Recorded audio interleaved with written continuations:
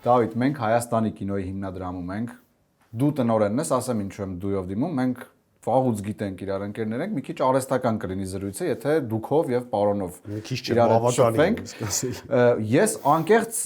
լիքը հարցեր ունեմ հենց հիմնադրամի հետ կապված։ Ու առաջի տրամաբանական պարզ հարցը, որպեսզի մարդիկ էլ հասկանան, ինչով է զբաղվում հիմնադրամը, Հայաստանի կինոյի հիմնադրամի գործառույթները։ Կարճ, համառոտ, եթե կարող ես ասել։ Կարճ։ Հայաստանի կինոյի հիմնադրամը իրականացնում է պետական քաղաքականություն կինոյի ոլորտի զարգացման։ Այս մի նախադասությամբ, բայց իրականում այս նախադասության մեջ շատ բան կա՝ կրթություն, գիտություն, մշակութային ժառանգության պահպանություն, կինոժառանգության պահպանություն, ֆիլմերի ֆինանսավորում, միջազգային հարաբերություններ, այսինքն այս ուղղությունները շատ են իրականում։ Երբ լսում ենք պետական ֆինանսավորում ու կինո ստեղծագործել, ինձ թվում է շատերի մոտ, հատկապես ստեղծագործողների, առաջի բանը, որ մտքին գալիս է, եթե պետությունն է ֆինանսավորում, ուրեմն գրաքննության ինչ որ մտավախություն կա։ Այդ հարցը ինչպես է կարգավորում, ինչպես մարդիկ հանգիստ լինեն այդ առումով։ Կա այդպիսի հարցեր, ինձ հաճախակ են հարցնում։ Ընդ որում ոչ թե հարցնում են կա գրաքննություն թե չէ, ավելի շատ հարցնում են ինչի չկա գրաքննություն։ Ասեմ, հա, ինչու օրինակ չեք արտադրում կրթական ֆիլմեր, ինչի չեք արտադրում,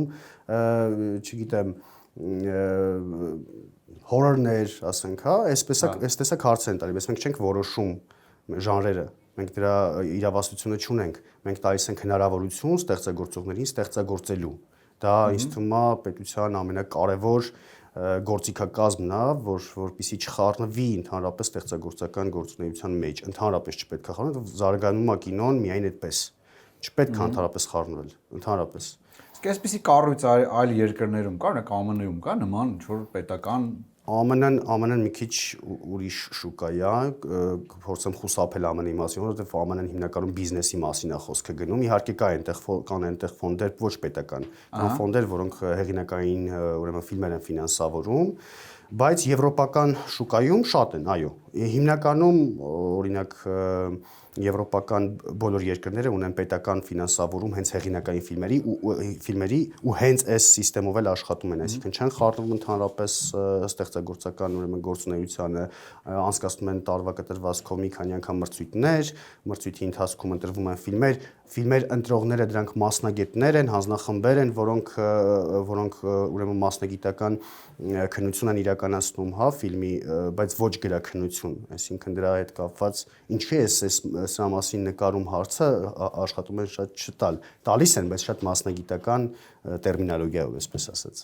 Ես նաև գիտեմ, որ ֆոնդը հայ ֆիլմի իրավահաջորդն է։ Այո։ Դրա մասին դեռ կզրուցենք, ընդհանրապես հայկական կինոյի եւ ոչ միայն հայկական կինոյի մասին, բայց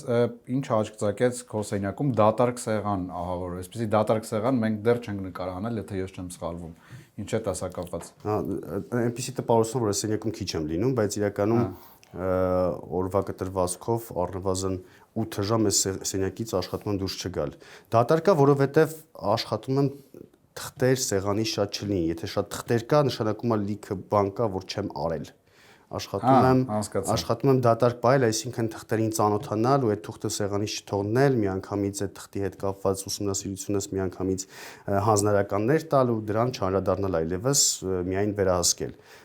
Դատարկա, որովհետև շատ գործ կա, եթե կուտակվի, չեմ հասցնի ուղղակի։ Իսկ միշտ ես պիջակով ու վերնաշապիկով, որովհետև ձեր պատվին է իրականում։ Հա, որովհետև ինձ թվաց մի քիչ այս ոլորտում միշտ պիջակով լինելը անհարմար կլինի։ Իհարկե անհարմար է, բայց հա, հիմնականում երբ որ հանդիպումների եմ լինում, հա, պետական կառույցներում, հա, նախարարությունում ինչ որ քննարկումներ պիտի լինի, այո, իհարկե կոստյումով միշտ պետք է լինես սոլիդ, այսպես ասած։ Այս գրքերը զուտ թեմատիկ են դրաման են սեղանին, թե ուսումնասիրում ես, կարդում ես։ Չէ։ Գիրքն ու ամսագիրը ոնց։ Ավելի շատ ամսագիրը։ Գիրքը հայկական կինոյի ուրեմն արխիվն է 1909-ից 1936 Գարեգին Զաքոյանի ուրեմն հեղինակած մի քիչ դժվար է ասել, հիմնականում արխիվային փաստաթղթերի հավաքագրումա շատ հետաքրքիր է իրականում, երբեմն ինֆորմացիայի կարիք եմ ունենում, բացում եմ ինչ-որ բան նայում եմ, եթե իհարկե գտնում եմ, դժվար է արխիվի հետ աշխատել այս դեպքում, բայց հիմա այս պահին, որ աշխատում եմ, սա ուրեմն FIAF-ի կողմից տպագրված, մենք նաև FIAF-ի անդամ ենք, FIAF-ը համաշխարհային ուրեմն կինոարխիվների կինոժառանգության պահպանման այսպիսի ֆեդերացիա է, որը ամեն տարի հրատարակում է ուրեմն ժառանգության պահպանման, կինոժառանգության պահպանման մասին այս ամսագիր չէ, տարեգիրք կարելի ասել, հա, տարեգիրքը, որը շատ կարևոր է մեր համար, որտեղ այստեղ կան հոդվածներ, թե ինչպես պետք է պահպանես, ինչ արարողակարգեր պետք է լինեն, ինչ ձև պետք է լինի շինությունը, որտեղ պահվում են ժառանգությունը, կինոժառանգությունը, տեխնոլոգիաներ, նոր ուսումնասիրություններ կինոժառանգության պահպանման, թվայնացման հետ կապված, հա, գունաբաժանման հետ կապված, ձայնի ռեստավրացիայի հետ կապված, վերականգնման հետ կապված ինչ որ հոդվածներ շատ հետաքրքիր է իրականում, ու մենք շատ ենք կիրառում այս ինֆորմացիան հենց հիմա, որտեվ մենք հիմա ժառանգության պահպանման համար ամեն տարի պետությունը մեզ գումար է տալիս, որպեսզի որոշ քանակությամբ ուրեմն ֆիլմեր թվայնացնենք եւ վերականգնենք, եւ այս ժուրնալը շատ կարեւոր է նաեւ այդ ուղղությամբ աշխատելու համար, որտեվ մենք չափորոշիչներ ենք նաեւ որոշում, հա, իրենցից վերցնում ենք չափորոշիչներ, թե ինչպես պետք է մարդիկ ռեստավրացիա անեն։ Մենք այդ պայմանագրերի մեջ ենք դնում այդ չափորոշիչները եւ փորձում ենք պահպանել։ Ու այս դատարկության մեջ լավ իմաստով նաև երկու պաստառ աշկցակում դու ես ընտրել կախել։ Հա, իհարկե։ Ինչու հենց այդ երկու պաստառները։ Կատրին Դենյովն է, մեկը մյուսը Վազիր Լոլա Վազիր։ Վազիր Լոլա Վազիր, այո։ Վազիր Լոլա Վազիր ֆիլմը շատ հետաքրքիր է պատմությունը, որտեղ Վազիր Լոլա Վազիր ֆիլմը կուխ Լոլա կուխ, հա, ֆրանսերեն, այն առաջի ֆիլմն է, որից հետո որոշել եմ ընդունվել Երևանի թատրոնի եւ կինոյի պետական ինստիտուտ։ Այդ ֆիլմից հետո, որտեղ այդտեղ շատ ուժեղ ռեժիսուրա եմ նկատել, անկեղծ ասեմ ռեժիսուրա բառը նույնիսկ չգիտեի դպրոցական, ինչ իդե ռեժիսորը ով է։ Ռեժիսուրա բառը չիմանա։ Անկեղծ ես ռեժիսուրա թե ռեժիսոր։ Ռեժիսոր բառը նույնիսկ չգիտեի, երբ որ սովորում էի այդ ժամանակ դպրոցում, հետո սկսեցի հասկանալ, թե ֆիլմերը ընդհանրապես ոնց են արտադրվում, որովհետև ես մենակ սպառող էի այդ ժամանակ ֆիլմեր էի նայում, իմ համար ֆիլմ արտադրել այդ ֆիլմը։ Ով է նկարել։ Բացարձակ, հավատացում բացարձակ։ Այդ ժամանակ ես գիտեի ընդհանրապես որ կամերայի հետևում գտնվող մարդն է, այն մարդը, որ նկարում է։ Ու դպրոցական տարիքում սկսեցի արդեն կարդալ, հետաքրքրվել, էլի ֆիլմեր նայել, իհարկե ֆիլմերը սկսեցին արդեն բարդանալ, ավելի հետաքրքիր ֆիլմեր, հեղինակային ֆիլմեր նայել, այսպես կարելի ասել սկիզբն է իմ պատմության, հա, որ այս ոլորտի մեջ եմ մտել։ Իսկ մյուս պոստերը Կատրին Դենյովն է 96-րդ կինոփառատոնի, Կաննի կինոփառատոնի պաշտոնական ուրեմն պոստերն է եղել, շատ սիրեցի այս պոստերը, Կատրին Դենյովին շատ եմ սիրում ու այսպես շատ եմ ուրախանում, որ ինքը այստեղ է իրականում, միշտ տրամադրությունից բարձրանում է, երբ որ գնում, շատ հետաքրքիր ժպիտ ունի։ Ասացի որ Լոլա ֆիլմը փոխել է քեզ, իսկ կասես ըստ քեզ հայկական ամենաթերագնահատված ֆիլմը ո՞րն է։ Այսինքն, երբ ասում ենք հայկական ֆիլմ, 5, 6, 10 անուն ենք տալիս, մենք ենք մեր սարերը, կտորներին եւ այլն եւ այլն։ Բայց դու այդ ցուցակը լսելուց ասում ես ինչի՞ էս ֆիլմը չեն ասում, ինքը շատ լավն է։ Հա, կա այդպիսի մի ֆիլմ, որը միշտ մտածում եմ, որ շատ թերագնահատված է։ Կարծում եմ չգնահատված ֆիլմը Չնչիկ ֆիլմն է։ Չնչիկ։ Ես էլ չեմ լսել, ինչ Արա Շաբազյանի նկարած ֆիլմն է, ֆանտաստիկ ֆիլմ է իրականում, նայել է պետք է այդ ֆիլմը։ Ժամանակակից է համեմատաբար։ Այո, ժամանակակից է, բավականին երկար նկարահանվում, երկար չնկարահանվեց, երկար արտադրվեց, այսպես ասեմ, բայց հրաշալի ֆիլմ է, նայել է պետք է այդ ֆիլմը, ես ուզում եմ առիթ չկորցնեմ ու ասեմ, որ անպայման նայեք այդ ֆիլմը։ Չնչիկ, Արա Շաբազյան։ Այսինքն իմ նշած ֆիլմերի կողքին կարելի է դա դնել, հանգիստ։ Մենք ենք մեր սարերը։ Ավելի ես նույնիսկ մտածում եմ միտք առաջացավ, կարելի է եւս մի անգամ դիտում կազմակերպել։ Շատ լավ առիթ է ու կարծում եմ ապագայում շատ կուզենամ որ դու էլ Facebook-յան էջում տարածես, որ մարդիկ չկամ, ինչպես եւ դու Instagram-ում տարածես։ Շատ լավ, ես առաջարկում եմ նաեւ մենք զրուցենք, ասացի ժառանգության բաժին կա, գնանք այնտեղ հասկանանք ինչ ժառանգություն կա այստեղ, բայց մի հատ էլ մի քիչ sense անձնական օթարց, ուրեմն երբ մենք քո կնոջ մոտ էինք ազգային ժողովում Սոնա Ղազարյանի, իր սենյակում կախված էին քո արած լուսանկարները, որոնց մասին ինքը շատ ջերմորեն խոսում, փայփայում, sense հիացական։ Քո սենյակում ինչ կա Սոնայի հետ կապված։ Սոնայի հետ կապված ես եմ։ Մեր ջան։ Հասկացա։ Հրաշալի պատասխան։ Գնացինք։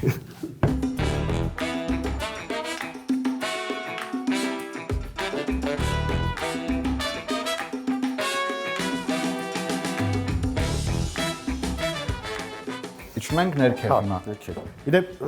Սոնայի հետ կապված Սոնան հրաշալի մայրիկ է, ասեմ ինչ եմ սա ասում, որովհետև ամեն շաբաթ, ուրբաթ կամ շաբաթ օրերին իմ համար շատ կարևոր է, որ իմ աղջիկը Ադրինեն որևէ մշակութային տեղ պիտի գնա։ Սոնան հրաշալի կազմակերպում է, թատրոն, կինո, օպերա, այս վերջերս ուհիացած Ադրինեն գնացել օպերա,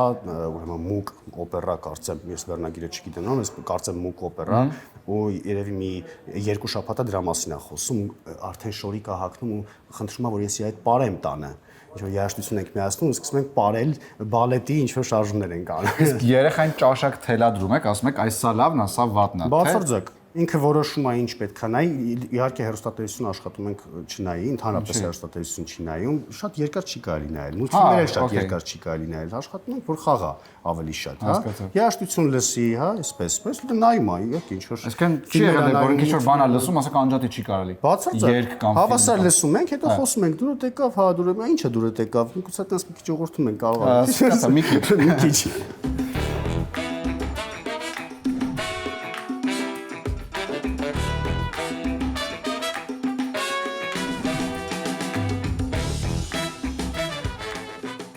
Ինչ է կատարվում։ Այս պահին, ինչպես ասացի, օպա, այս պահին ժապավենը դուրս թռավ։ Այսինքն թվայնացնում եք ֆիլմերը։ Ժապավենը դնենք, հա։ Չենք թվայնացնում, նախադիտում ենք իրականացնում հիմա, բայց քանի որ այս տարի Հարություն Խաչատրյանի 70-ամյակն է, որոշ ֆիլմեր բարձր որակով, քանի որ ունենք լիցենզիա նաև այս սեղանի լիցենզիաները ամբողջությամբ մեզ մոտ հիմա կան, այսպես ասած դրայվերները, հա, մենք բարձր որակով նաև թվայնացում ենք իրականացնում ֆիլմերի ու հիմա թվայնացնում ենք Հարություն Խաչատրյանի Վավերագրողը ֆիլմը։ Այսինքն այս ժապավենների վրա ամբողջ նյութն է, նույնիսկ չստացված դուբլեր, ինչ-որ չկա, մաքուր ֆիլմն է, մաքուր ֆիլմն է, քանի տուփից է բաղկացած, 6 մասից է բաղկացած այս ֆիլմը։ Հիմա թվայնացնում ենք այստեղ, հետո կուղարկենք արդեն ռեստավրացիայի, շատ արագ ռեստավրացիա կանեն ու այս տարի Հարություն Խաչատրյանի ֆիլմերը ցուցադրվել են Սանտ Պոմպիդուում, ֆրանսիական ժամանակակից արվեստի թանգարանում, այնտեղ ցուցադրվելու են, դրա համար մենք փորձում ենք արագ կազմակերպենք ֆիլմերի բարձր որակը կազմակերպենք, որ ֆիլմերը լավ որակով տեսնեն այնտեղ մարդիկ։ Այսպիսի սարք ունենալը թանկարժեք է, ինչ արժի մոտավորապես այ սա։ Սա կարելի ասել սարքերի մեջ ամենամատչելին է, բայց ինքը շատ կարևոր սարք է, որովհետև նախկինում մենք մեր ֆիլմերը չէինք կարողանում տեսնել նորմալ գնահատական տանք, հա, ինչ վիճակում է գտնվում մեր ֆիլմերը։ Հիմա այս սարքը մեզ այդ հնարավորությունը տալիս է իրական։ Բայց ինչ գնային է մոտավորապես։ Ես ուզում եմ մարդիկ պատկերացնեն, թե նույնիսկ աննշան կամ կարևոր չթվացող ինչ որ մի իր առարկա դետալ սարք իրականում ինչ արժեք ունի ու ինչքան Այսպես ասեմ, մոտավոր կարող եմ գինը ասել, մոտ 40-ից 60 հազար, ինչ եմ ասում, տարբերություն, պարամետրերը շատ տարբեր են լինում։ Դրամ։ Չէ, 40-60 դրամ։ 40-ից 60 հազար դոլարի մասին է խոսքը գնում։ Ու սա ամենահամարվում է հասարակ թույլ սարք։ Չէ, միջին կարելի ասել։ Սա էլ եմ ասում, սկանավորման սարք չի։ Բայց քանի որ ունի հնարավորություն բարձր որակով նկարահանելու, այսպես ասեմ, մենք նաև բարձր որակով նկարահանում ենք իրականացնում։ Ու մի հարց էլ շատ էս միջամտում այլ բաժինների գործերին, որտեղ ես հասկացա դու եկար ժապավենը ամրացրիր, գույները նայեցիր։ Հա, այս սարքը ուրեմն գնելուց նաև փաթեթի մեջ մտնում էր կրթական ծրագիր սովորեցնելու on-line տարբերակով մեզ Գերմանիայից միանում են եւ սովորեցնում են եւ ես առիթը բաշխի թողեցի հավասար իրենց հետ հավասար սկսեցի սովորել Բանջանից հետ հավասար սովորեց եւ մեզ սովորացրեց եւ մեկ-մեկ լինում է ինձ վերևից իջացնում որ պարոն ինչ-որ բան է փչացել այնտեղ մի հատ զենք ամենալավը դու ես տիրապետում ես կարամ ասեմ որ հա ամենալավը ես եմ տիրապետում իրականում հա չէ բայց հիմա աշխատում ենք հիմա արդեն կարողանում ենք նորմալ ուրեմն գույները ստանալ, նորմալ, այսինքն այդ կրթական ծրագիրը իրականում իր գործը արեց։ Մենք մասնագետներ հիմա ունենք այլևս սկանավորելու, ժապավենները ուսումնասիրելու եւ անալիտիկ ուրեմն ինֆորմացիա հավաքելու։ Դե առաջարկում չխանգարենք գործընթացին, գնանք շարունակենք գնացինք։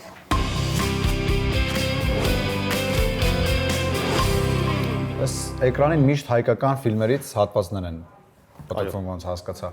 Հենց հայկական ֆիլմերի հետ կապված ես մոտ 2-3 ամիս առաջ էր գնացել էի հայ ֆիլմ կինոստուդիա ու հերթական անգամ հիմա մի քիչ տխուր բանից ենք խոսելու, բայց չեն կարող, չի կարող ամեն ինչ ուրախ լինի, հա։ Նույն ահավոր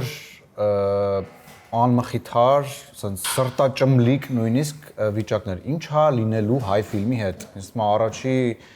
հարցը, որ բոլորին հետաքրքրում է, ով գոնե մի քիչ տեղյակ է իր վիճակից, դա է։ Մենք հիմա ծրագիր ենք մշակում հայ ֆիլմ կինոստուդիայի վերագործարկման, ու այդ ծրագիրը ներկայացնելու են կառավարություն։ Շատ կարևոր եմ համարում, որ այս մասով իսկապես ունենք կրթության, գիտության, մշակույթի և սպորտի նախարարության աջակցությունը։ Մենք ըստ էության գրեթե ամեն շաբաթ Տիկին Անդրեսյանի հետ հանդիպում ենք եւ քննարկում ենք տարբեր թեմաներ զարգացման հետ կապված, այդ թվում նաեւ հայ ֆիլմ կինոստուդիայի հետ կապված։ Շատ ու շատ իր նախարարությունը հետևում էս գործընթացին ու շատ պահանջատեր է, այսպես ասեմ, շատ։ Ես նախկինում չեմ նկատել, որ այսքան պահանջատեր լինեն ուրեմն հայ ֆիլմի հետ կապված ծրագրերին։ Վերջերս այցելեցինք հայ ֆիլմ կինոստուդիա, հենց նախարարն էլ մեզ հետ միասին այց կազմակերպեցինք, նախարարը իր աչքով տեսավ, թե ինչ է կատարում, թե ոնց է պահպանվում մեր ժառանգությունը, պավիլյոնները ինչ վիճակում են գտնվում եւ չեմ ուզում ասեմ ինչ հանձնարարականներ տվեց, բայց հանձնարարականները շատ են, այդ հանձնարարականները հիմա շատ շտապ իրականություն ենք ուզում դարձնել։ Այսինքն հույս կա, որ այլ այդ տխուր տրամադրությամբ չենք ոչ թե հույս կա, մեր ջան, նայ, մենք հասկացանք, որ պետք են մարդիկ, ովքեր պիտի հոգ տանեն հայ ֆիլմ կինոստուդիայի համար, հոգատարություն ցուցաբերեն։ Մենք դա ֆիքսել ենք ու մենք մեր վրա պարտավորություն ենք վերցրել մաքսիմալ այդ ծրագիրը իրականություն դարձնելու։ Մենք ամեն օրվա ռեժիմով աշխատում ենք։ Ամեն օրվա, մենք ամեն օր մեր առաջի հարցը հայ ֆիլմ կինոստուդիան է։ Հայ ֆիլմ կինոստուդիայի հետ կապված այս հաշվարկը ուր ասավ։ Իսկ դա տարիների հարց է, տարիներ։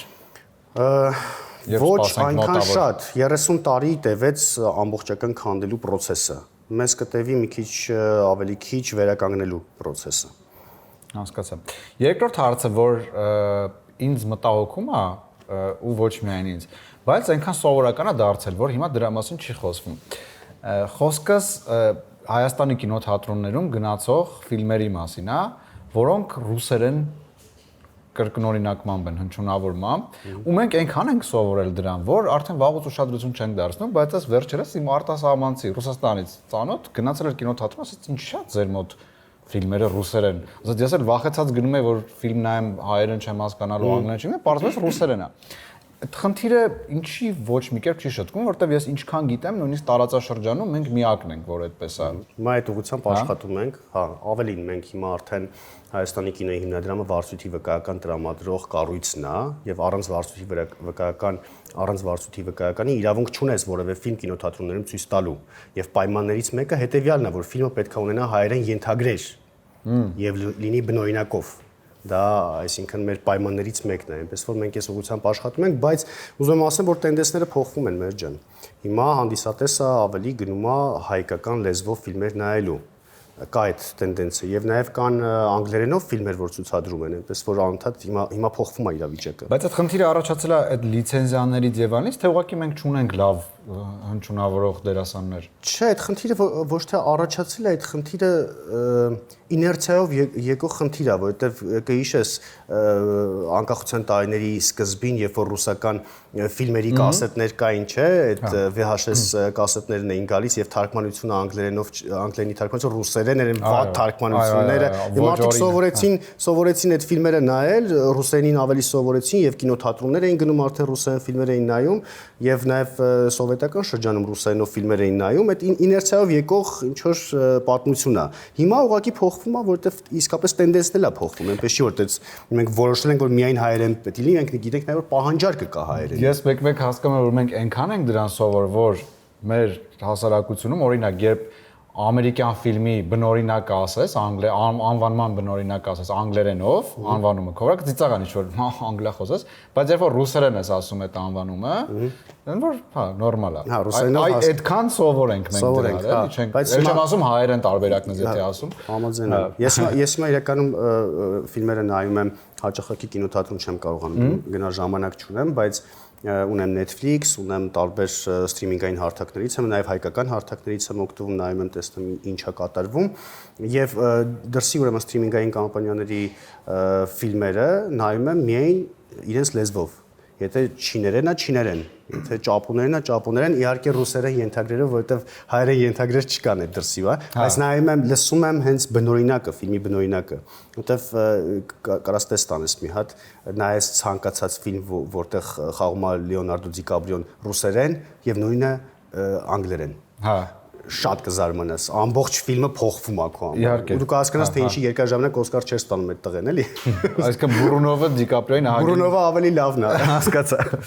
Երրորդ փոքրիկ խնդիրը, ես կուզեմ դրա մասին խոսանք ու ամփոփենք արդեն ցավոք ժամանակը չի հերիքում, կապված է գլոբալ հայկական կինոյի պատմության եւ հայկական կինոն հասկանալու հետ on-line տիրույթում, այսինքն սովորական օգտատերը, օրինակ ես, ուզում ինչ որ բան գտնեմ կինոյի մասին, ինչ որ մի X ֆիլմի մասին կամ ինչ որ ռեժիսորի եւ այլն։ Կամ չկա հայատառ երբ ման ես գալիս, չկա ահա որ քիչ է, կամ բանի կարգի պատմություններ են, թե ինչպես մի անգամ այս ինչ ռեժիսորը գնաց այն մեկի տուն, իրանք կերան, խմեցին, այ ինչ լավ մեծ ռեժիսոր էր ինքը։ Ես վերլուծական միտք հետաքրքիր հայկական կինոյի մասին համարյա չեմ լսում, իսկ ոլորտի ներկայացուցիչներից կարելի ասել ընդհանրապես։ Օրինակ, երբ նայում եմ Տարանտինոյի հարցազրույցը ինչ-որ մի ֆիլմի մասին, ինքը 3 րոպեում ոչ իր ֆիլմի մասին, մեկ այլ ֆիլմի մասին, այնպեսի նկարագրություն ու ինֆորմացիա է տալիս, որ ես հասկանում ինչի՞ այդ ֆիլմը շատ լավ է, ինչի՞ ռեժիսորը շատ լավ է։ Մերոնք մի քիչ ավելի շատ սիրում են պատմել, թե ոնց կերան խմեցին, գնացին բանը ով եկավ, ինչի՞ է այդպես, ինչ է ինֆորմացիան կամ չկա կամ այդ որակի։ Փոքր երկիր է Հայաստանը եւ բոլորը իրար ճանաչում են։ Այս վերջերս մի հատ այդ համ խնդիրը համ լավ է, հիմա ասեմ ինչ եմ սա ասում։ Այս վերջերս մի հատ հարցազրույց էի նայում, որտեղ կինոարտադրողներից մեկը անուններ չտամ, ասում էր եկեք իրար չքննադատենք։ Ես զարմանում եմ։ Ոնց կարելի է չքննադատել։ Հակառակը ես կուզենամ, որ քննադատությունը շատ լինի։ Մենք կինոքննադատության մեր դպրոցը կորցրել ենք։ Ունենք լավ կինոքննադատներ, ունենք, որ նույնիսկ իրենք հիմա խոսում են իրենց հետ, ասում են, լսի, դե որ մի բան գրեմ, կնեղանա, հա, վերաբերմունքը քննադատությանը պետքա փոխվի։ Մենք ինքներս հիմա ես հիշում եմ առաջի մեկ ամիսներ, որ այստեղ դեռ պաշտոնակատար էի, առաջի այդ արտահայտությունը, որ անում էի բոլորին ասում էի ժողովուրդ պետքա ինքնակննադատության մի հատ բանի մեջով անցնենք։ Մենք ինքներս մեր աշխատանքը քննադատենք, որովհետև զարգացման ճանապարհը քննադատությունն է, կորած աշխատանքի քննադատությունն է։ Այսօր ֆիլմարտադրողները կարող են քննադատել կինոյի հիմնադրամի աշխատանքը, ու ես գիտես ինչքան հանգիստ եմ, որովհետև հավատացնում եմ քեզ, ես ավելի քննադատ եմ մեր արած աշխատանքի, քան ֆիլմարտադրողները։ Ու երբեմն նայում եմ ասում ժողովուրդ մի քիչ շատ քննադատեք։ Ինչ եք խոսում։ Ես ավելի լավ կարամ ինքս ինձ քննադատեմ, ու մենք անում ենք դա։ Մենք անընդհատ ունենում ենք մեր ժողովներ, որ քննադատում ենք, դա կարևոր է, ու ֆիլմերի համար շատ կարևոր է, որ քննադատությունը լինի, այդ խոսքը, զրույցը լինի։ Ես պետք է ասեմ, ինչի չսիրեցի քո